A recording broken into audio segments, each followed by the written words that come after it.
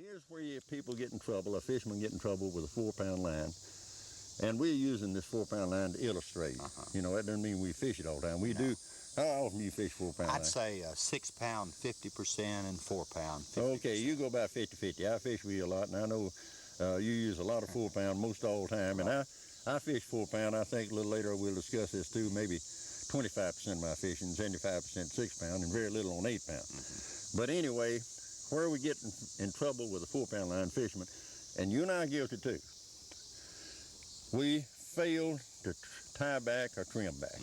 We do. Now, keep in mind that let's say this is a true 4-pound line.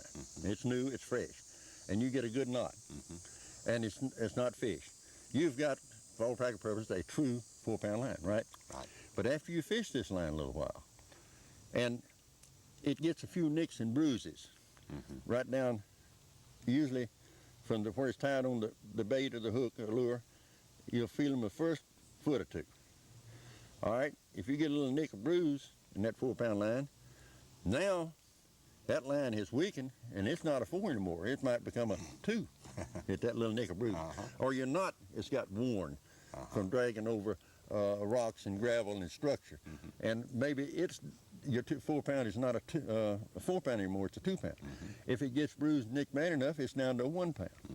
So what happens so many times, and people using a small line, they claim that you got popped off. Well, probably they did. I get broke off because in 9 times out of 10, when in every case, it's my fault. It's not the line. It's just that I just fail to tie back.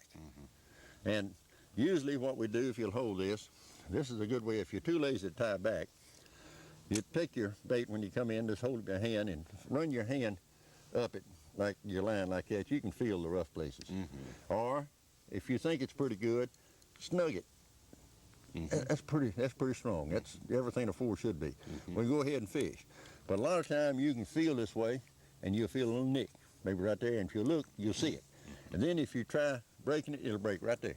And it'll probably break it, if it's a 4-pound line, it'll probably break it 2 pounds or 3 pounds or 1.5 pounds, you know. And so do check your line and keep it trimmed back, especially the smaller the line you use, the more often you need to trim.